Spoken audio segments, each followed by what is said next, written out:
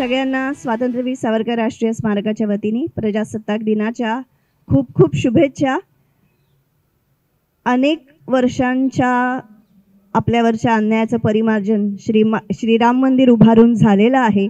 सगळा हिंदू समाज एकवटलेला आहे, पण आता तसंच संघटन राहणं अतिशय महत्त्वाचं आहे।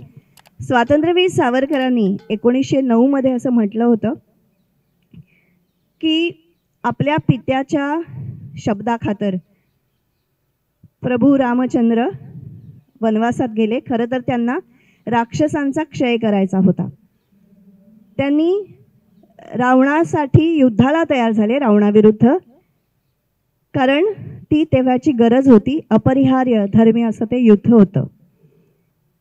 ते जेव्हा वनात गेले आपल्या पिताच्या शब्दाखातर, तेव्हा त्यांचं ते अवतार कृत्य महत् होतं। रावणाचा वध केला ते त्यांचं महत्तर कार्य होतं। आणि ज्या वेळेला त्यांनी सीतेला लोकांच्या इच्छेखातर वनात पाठवलं, ते त्यांचं कृत्य महत्तम होतं।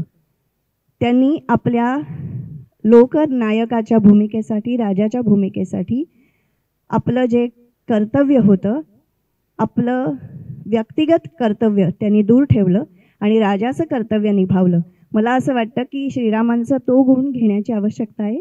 सावरकरांनी असं म्हटलं होतं, ते जगायचं ते देशासाठी। आज ती वेळ आलेली आहे, आपण सगळे संघटित होणं अतिशय गरजेचं आहे। आत्ता जे संघटन झालेलं आहे ते तसंच राहणं अतिशय गरजेचं आहे। सर्वांना पुन्हा एकदा प्रजासत्ताक दिनाच्या मनपूर्वक शुभेच्छा। जय हिंद।